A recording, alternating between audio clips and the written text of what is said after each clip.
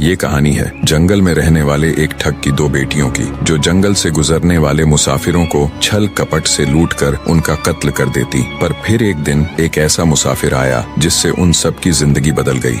एक गुस्सैल राजा ने अपने पुत्र के किसी दोष के कारण उसे देश निकाला दे दिया। राजकुमार ने दुखी मन से अपने गुजारे के लिए 4 लाल और कुछ स्वर्ण भी अपने साथ ले लिए और भरे हृदय से अपने पिता का महल छोड़ दिया। चलते चलते वो जब शहर से कुछ दूर पहुंचा तो उसे एक साधु का आश्रम दिखाई दिया। राजकुमार उस साधु को दंडवत प्रणाम करके एक तरफ बैठ गया। जब साधु ने उसकी मायूस शक्ल और देह पर कीमती वस्त्र देखे तो साधु ने उससे पूछा, बच्चा तुम कौन हो और यहाँ कैसे आए? राजकुमार बोला, महाराज मैं राजा चंद्रगुप्त का पुत्र महेंद्रगुप्त हूँ। मुझे मेरे पिता ने देश निकाला दे दिया है, इसीलिए मैं परदेश जा रहा हूँ। रास्ते में आपका आश्रम दिखाई दिया तो मेरे मन में आया कि आपके भी दर्शन करता चलूं। साधु ने महेंद्रगुप्त की बात सुनकर कहा, वत्स तुम नेक इंसान हो और परदेश जा रहे हो, इसलिए मैं तुम्हें 4 बातें बताता हूँ। तुम उन बातों पर अमल करना। परदेश में ये बातें तुम्हारे अवश्य ही काम आएंगी। पहली यह कि परदेश में एक से भले 2 होते हैं। दूसरी यह कि परदेश में दूसरे के हाथ का बना खाना मत खाना। अगर खाना भी पड़े तो पहले किसी जानवर को खिला देना।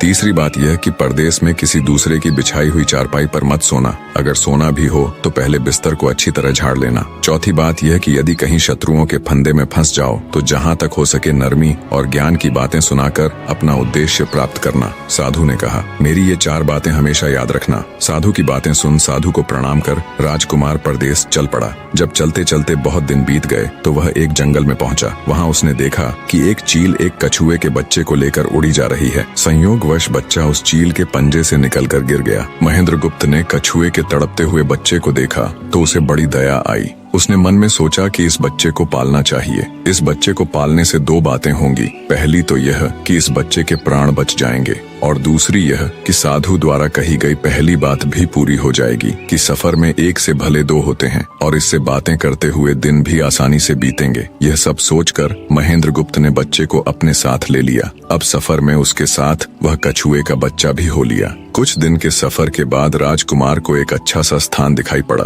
उस स्थान पर पहुंचकर उसने कुछ खाया पिया और फिर कछुए के बच्चे से बोला, तुम यहाँ बैठे रहना, मैं जरा थोड़ी देर सो लूं। यह कहकर महेंद्रगुप्त एक पेड़ के नीचे सो गया। उसी पेड़ के ऊपर एक सांप और एक कौवा रहते थे। उन दोनों का यह दस्तूर था कि जब कोई मुसाफिर उस पेड़ के नीचे ठहरता तो सांप उसे डस लेता और कौवा उसकी आंखें निकाल लेता। नाग ने जब सोते हुए मुसाफिर को देखा तो पेड़ के नीचे उतरा और राजकुमार को डस लिया। सांप के डसते ही तुरंत राजकुमार के प्राण पखेरु उड़ गए। कुछ देर में जब कछुए की नजर महेंद्रगुप्त पर पड़ी तो वह उसे मरा देखकर बहुत घबराया और महेंद्रगुप्त के ऊपर बैठकर रोने लगा। तभी कौवा भी पेड़ से नीचे उतरा और ज्यों ही उसने महेंद्रगुप्त की आंखें निकालनी चाही त्यों ही कछुए ने झपटकर कौवे की गर्दन को मुंह से पकड़ लिया। कौवे ने बहुत जोर लगाया मगर कछुए ने उसे नहीं छोड़ा। तब कौवे ने सांप को पुकारा। कौवे की आवाज सुनकर सांप आ गया। उसने बड़े जोर से कछुए की पीठ पर डंक मारा परंतु कछुए ने अपना मुंह भीतर कर लिया। सांप ने कई बार कछुए की पीठ पर डंक मारा किंतु हर बार कछुआ अपना मुंह अंदर कर लेता। जब सांप का कछुए पर बस नहीं चला तो उसने कछुए से प्रार्थना की कि तुम मेरे मित्र को छोड़ दो। यह सुनकर कछुआ बोला, नहीं, तूने मेरे मित्र को डसा है, अब मैं भी तेरे मित्र की जान लूंगा। तू मेरे मित्र को छोड़ दे तो मैं तेरे मित्र को जीवित कर दूंगा। यह कहकर सांप ने काटी हुई जगह पर मुंह रखकर महेंद्रगुप्त के शरीर से विष खींच लिया और बोला, अब तो मेरे मित्र को छोड़ दे। कछुए ने जब राजकुमार को देखा कि उसे थोड़ा होश आ रहा है और उसका जहर उतर रहा है तो उसने कौवे को छोड़ दिया। जब महेंद्रगुप्त को होश आया तब कछुए ने उसे सांप के डसने का सारा हाल सुनाया। कछुए की बात सुनकर तुरंत महेंद्रगुप्त के मन में साधु की बताई पहली बात खटकी। सोचा, साधु की एक बात तो काम आई कि एक से भले 2 होते हैं। मन ही मन उसने साधु को धन्यवाद दिया और आगे बढ़ चला। चलते चलते कुछ दिनों के बाद जब वे समुद्र के किनारे जा पहुंचे तब कछुए के बच्चे ने कहा, मित्र मेरा देश आ गया है, यदि तुम कहो तो मैं अपने माता पिता से मिलाऊं। उनसे बिछड़े बहुत दिन हो गए हैं, वे बहुत दुखी होंगे। महेंद्रगुप्त ने उसे जाने की आज्ञा दे दी और स्वयं रात को वहीं समुद्र के किनारे उस जंगल में ठहर गया। जिस जंगल में राजकुमार ठहरा हुआ था उसी जंगल में वहां से कुछ दूर दूर ही एक ठग का परिवार रहता था। ठग के 2 लड़कियां और 4 बेटे थे। उसकी बड़ी बेटी ज्योतिष विद्या जानती थी। जब भी कोई राहगीर, कोई यात्री उस जंगल से गुजरता और उसके पास कुछ कीमती होता तो ठग की बड़ी बेटी अपनी विद्या से जान लेती थी। आज फिर से उसे बहुत दिनों बाद बहुत से खजाने की महक आई। उसने अपने पिता से कहा, ऐसा प्रतीत होता है कि इस जंगल में एक पथिक आया हुआ है। उस पथिक के पास 4 लाल हैं। यदि तुम लोग उस पथिक को यहाँ ले आओ तो उससे लाल लेना मेरा काम है। यदि वे लाल हमको मिल जाएं तो हम जन्म भर के लिए निहाल हो जाएंगे, परंतु उस पथिक को मारना मत, उसे जीवित ही पकड़ लाओ। ठग अपने बेटों के साथ तुरंत उसकी तलाश में निकल पड़ा। वे थोड़ी ही दूर चले होंगे कि उन्होंने देखा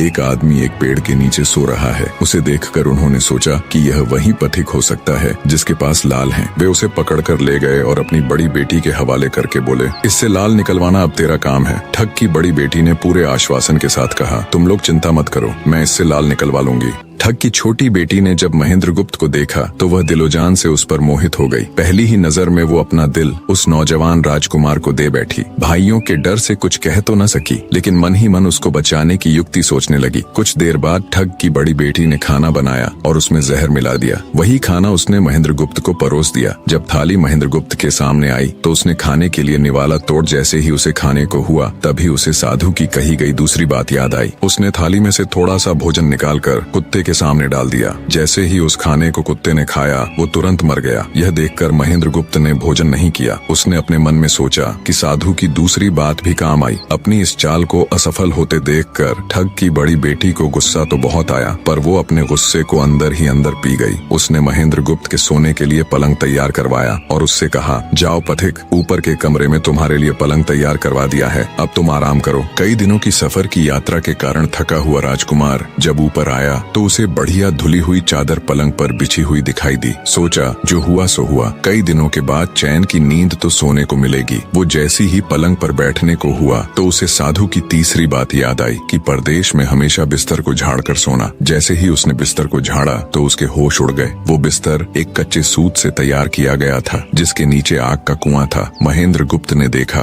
कुएं के अंदर बड़े बड़े आग के अंगार धधक रहे हैं। सोचा साधु की तीसरी बात भी काम आई। उसने एक बार फिर मन ही मन साधु का धन्यवाद किया और पास पड़ी एक टूटी हुई चारपाई पर लेट गया। थोड़ी देर पहले जो राजकुमार चैन की नींद लेने की सोच रहा था, अब नींद उसकी आंखों से कोसों दूर थी। अब तो उसे अपनी जान के लाले पड़े थे। सोचने लगा आज की रात बचना बहुत कठिन है। तभी ठग की छोटी बेटी मौका पाकर आई और कहने लगी, हे प्रिय, मैं तुम पर दिलोजान से न्यौछावर हूँ, परंतु आज की रात मेरे वश में कुछ नहीं है। आज की रात मेरी बड़ी बहन की बारी है। जिस तरह भी हो सके बस आज की रात मेरी बहन से अपने प्राण बचा लो, कल मेरी बारी है। हे स्वामी, मैं तुम्हारी दासी हूँ, मैं तुम्हें साफ बचा लूंगी। इतना कहकर ठग की छोटी बेटी चली गई। जब सब लोग खाना खा चुके तो ठग की बड़ी बेटी ऊपर बने कमरे में चली। सोचा अब तक तो पथिक जलकर राख बन चुका होगा, पर जैसे ही वो कमरे के अंदर आई और देखा कि पथिक तो बिल्कुल सही सलामत टूटी हुई चारपाई पर लेटा हुआ है तो उसके क्रोध की कोई सीमा न रही। तुरंत उसने कटार निकाली और क्रोध से बोली, हे पथिक, या तो अपने 4 लाल मुझे अभी के अभी दे दे, वरना मैं तुझको मार डालूंगी। उसी समय महेंद्रगुप्त को साधु की चौथी बात याद आई कि कहीं शत्रुओं के फंदे में फंस जाओ तो जहाँ तक हो सके नरमी और ज्ञान की बातें सुनाकर अपना उद्देश्य प्राप्त करना। उसने सोचा कि आज रात बचना मुश्किल है, पर साधु की चौथी बात भी आजमानी चाहिए। महेंद्रगुप्त ने यह सब सोचकर लड़की से कहा, मेरे पास लाल नहीं है। यदि तू मुझको मारेगी तो वैसे ही पछताएगी जैसे बंजारा अपने कुत्ते को मारकर पछताया था। लड़की गुस्से में बोली, कौन बंजारा और कौन सा कुत्ता, क्या बक रहे हो तुम? तब राजकुमार बोला, तुम नहीं जानती तो सुनो लड़की, एक बंजारा था जिसने एक कुत्ता पाल रखा था। वो कुत्ता बहुत समझदार था जिसे बंजारा अपनी औलाद से भी ज्यादा प्यार करता था। एक समय ऐसा आया कि एक कातक नाम की भयंकर बीमारी के चलते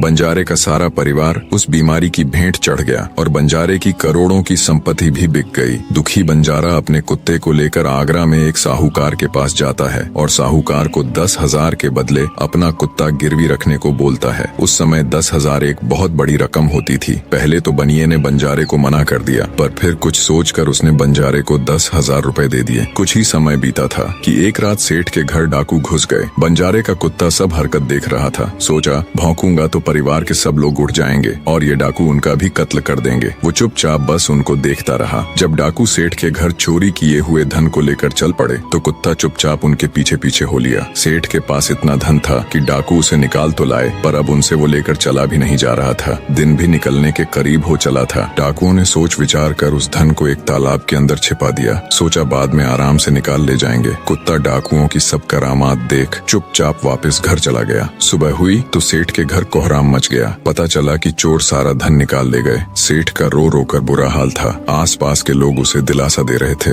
सेठ ने रोते रोते कहा, मैंने सुना था बंजारे का कुत्ता बहुत समझदार है, पर ये नमक हराम तो एक बार भौंका तक नहीं। तभी बंजारे का कुत्ता उस सेठ की धोती पकड़कर खींचने लगा। कुत्ते की हरकत देख पास खड़े एक समझदार व्यक्ति ने सेठ से कहा, सेठ जी, ये कुत्ता कुछ कहना चाहता है, हमें इसकी सुननी चाहिए। और सभी लोग कुत्ते के पीछे पीछे हो लिए। सबको लेकर कुत्ता उसी तालाब के पास पहुंच गया जहां रात को डाकुओं ने सारा धन छिपाया था, और तालाब में घुसकर अशर्फियों से भरी थैली अपने मुंह में दबाकर बाहर आया। तुरंत सेठ के नौकर उस तालाब में कूद गए और चोरी किया हुआ सारा धन बरामद कर लिया। सब देख सेठ आंखों में अश्रु लिए कुत्ते से कहता है, मुझे माफ कर देना, मैंने तुम्हें बहुत बुरा भला कहा। सेठ ने वही कागज मंगवाया और बंजारे के नाम चिट्ठी लिखी, भाई बंजारे, तेरे कुत्ते ने मेरे 10,000 पूरे कर दिए। मैं तेरे कुत्ते को तेरे पास भेज रहा हूँ। अगर तुझे और भी 10, 20, 50 हजार की जरूरत हो तो मेरे पास आकर ले जाना। इतने समझदार कुत्ते को मेरे पास छोड़ने के लिए तहे दिल से तुम्हारा धन्यवाद। बनिया चिट्ठी कुत्ते के गले में टांग उसे नम आंखों से विदाई देता है। कुत्ता घूमता घूमता जब 4-5 दिन बाद बंजारे के पास पहुंचता है तो कुत्ते को आता देख बंजारे के तन बदन में आग लग जाती है। कहता है, मैं तुझे बनिए के पास गिरवी रख कर आया था और तू वहाँ से भाग आया। तूने मेरी बेइज्जती करवा दी। गुस्से में अंधा हुआ बंजारा तुरंत पिस्तौल निकाल कुत्ते को गोली मार देता है और सिर पकड़कर वहीं बैठ जाता है। कुछ देर बाद जब उसकी नजर कुत्ते के गले में टंगी हुई पर्ची पर पड़ी तब बंजारा वो पर्ची निकाल उसे पढ़ता है। पर्ची पढ़ते ही बंजारा फट पड़ता है। वो दहाड़े मार मार खून के आंसू रोता है। पर अब भला क्या हो सकता था। बंजारे की कहानी सुना महेंद्र गुप्त ठग की बेटी से कहता है, एक और कहानी सुनो लड़की। एक राजा के पास एक बहुत समझदार पढ़ाया हुआ तोता था। वह बड़ा चतुर था। एक दिन राजा तोते को अपने साथ गंगा स्नान को ले गया और उसको घाट पर बैठाकर स्वयं स्नान करने लगा। तभी तोते की नजर अमर फल पर पड़ी जो पास ही नदी में बहता हुआ आगे बढ़ा जा रहा था। वह उसको नदी से बाहर निकाल लाया और राजा के आने पर उसको वह अमर फल देता हुआ बोला, महाराज, यह अमर फल है, इसे खा लीजिए। राजा ने कहा, मैं अकेला अमर फल खाकर क्या करूँगा, अपने बाग में लगा दूंगा। जब इसमें फल लगेंगे तब सब कुटुम्बियों को खिला कर अमर कर दूंगा। गंगा स्नान से लौटकर राजा ने वह फल माली को देकर कहा, इस फल को बाग में लगा दो। थोड़े ही दिनों में पेड़ फल फूल गया, उसमें फल लगने लगे। एक दिन एक फल पककर पेड़ से गिरा तो उसे सांप ने सूंघ लिया, जिससे वह जहरीला हो गया। अनजान माली वह अमर फल लेकर राजा के पास आया। राजा फल को देखकर बहुत खुश हुआ और कुछ सोचकर वो फल पहले कुत्ते को खाने को दिया। क्योंकि राजा बड़ा नीतिवादी और विचारवान था, वह जानता था कि बिना सोचे समझे किसी भी वस्तु को खाना ठीक नहीं होता। राजा ने ज्यों ही वह फल कुत्ते को खिलाया, कुत्ता मर गया। यह देखकर राजा ने क्रोधित होकर अपने तोते से कहा, बेईमान तोते, तू हमें जहर देकर मारना चाहता था। ये कहकर राजा ने क्रोध में आकर तोते को मार डाला और माली से कहा, इस पेड़ के चारों ओर घेरा डाल दो जिससे कोई इसका फल न खा सके। एक दिन उसी शहर में एक सास बहू में भीषण लड़ाई हुई। बुढ़िया घर से निकलकर कहने लगी, आज मैं राजा के बाग में जाकर जहर वाला फल खा लूंगी। ये कहकर वह बाग में आई और जैसे ही उसने फल तोड़कर खाया तो वह 16 वर्ष की युवती बन गई। जब राजा को यह समाचार मिला तो उसे सारा माजरा समझते देर न लगी। राजा को बड़ा दुख हुआ। वह कहने लगा,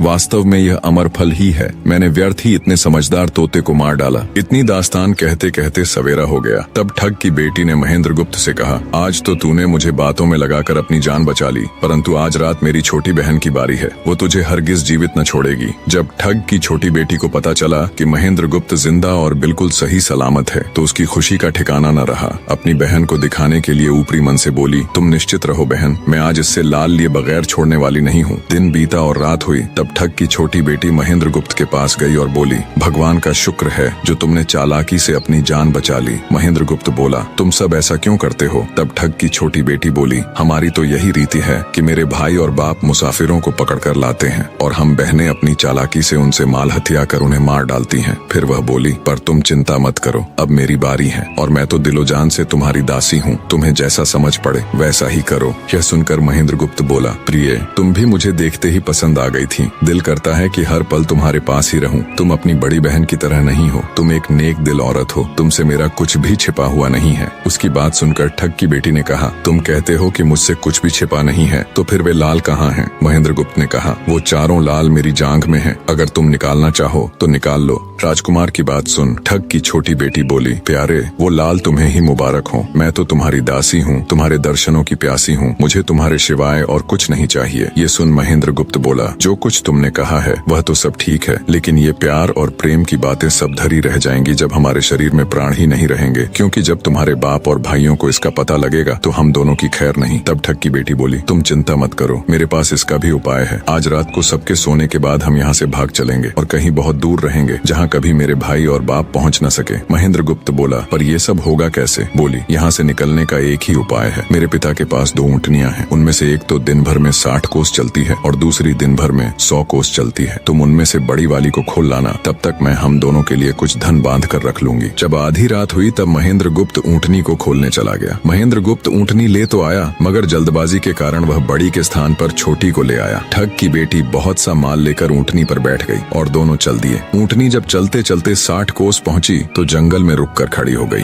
बीच जंगल में ऊँटनी को खड़ी देखकर महेंद्र गुप्त और ठग की बेटी के होश उड़ गए। ठग की बेटी बोली, अनर्थ हो गया, तुम रात के अंधेरे में बड़ी ऊँटनी की जगह छोटी को ले आए। मेरे पिता और भाई आते ही होंगे, वो हमें नहीं छोड़ेंगे। इधर जब सवेरा हुआ तो ठग ने देखा कि उसकी बेटी और मुसाफिर दोनों गायब हैं। उसने सोचा कि निसंदेह वह बदमाश मेरी बेटी को भगा ले गया है। तबेले में जाकर देखा तो पाया कि छोटी ऊँटनी गायब है और बड़ी वहीं है। सोचा ज्यादा दूर नहीं गए होंगे और ऊँटनी पर सवार होकर उसने उसे तेजी से दौड़ा दिया। थोड़ी ही देर में जंगल में उस स्थान पर जा पहुंचा जहां महेंद्र गुप्त और उसकी बेटी ठहरे थे। महेंद्र गुप्त ने जब उसको आते देखा तो बहुत घबराया और कहने लगा, देखो तुम्हारा पिता आ रहा है, अब उससे प्राण कैसे बचेंगे? लड़की ने कहा, घबराओ मत और जो मैं कहती हूँ उसे ध्यान से सुनो। जाओ, जाकर उस पेड़ पर चढ़ जाओ। जब मेरा बाप तुम्हें पकड़ने के लिए आएगा और पेड़ पर चढ़ेगा तो मैं चुपके से बड़े वाली ऊँटनी पर चढ़कर उसको तुम्हारी डाल के नीचे खड़ा कर दूंगी। तुम कूद कर उस पर बैठ जाना। इस प्रकार हम दोनों बचकर साफ निकल जाएंगे। यह सुनकर महेंद्र गुप्त तुरंत पेड़ पर चढ़ गया। तब तक ठग भी वहां आ पहुंचा। पिता को देख उसकी बेटी ने फंड करते हुए कहा, पिताजी ये दुष्ट मुझे धोखे से यहाँ भगा लाया, आप इसे छोड़ना नहीं। ये सुन गुस्से से तिल मिलाया ठग महेंद्र गुप्त को पेड़ पर चढ़ा देखकर ऊँटनी से उतरा और उसे पकड़ने के लिए पेड़ पर चढ़ने लगा। बाप के ऊँटनी से उतरते ही मौका देख ठग की बेटी ऊँटनी पर चढ़कर उसे महेंद्र गुप्त की डाल के नीचे पेड़ के पास ले आई। महेंद्र गुप्त तुरंत कूदकर उस पर बैठ गया। महेंद्र गुप्त के बैठते ही ठग की बेटी ने ऊँटनी को दौड़ा दिया। ठग हाथ देखता रह गया। ठग की बेटी और महेंद्र गुप्त कई दिनों का रास्ता तय कर एक शहर में पहुंचे और दोनों वहीं बस गए। वहां महेंद्र गुप्त ठग की बेटी के साथ आराम से दिन गुजारता रहा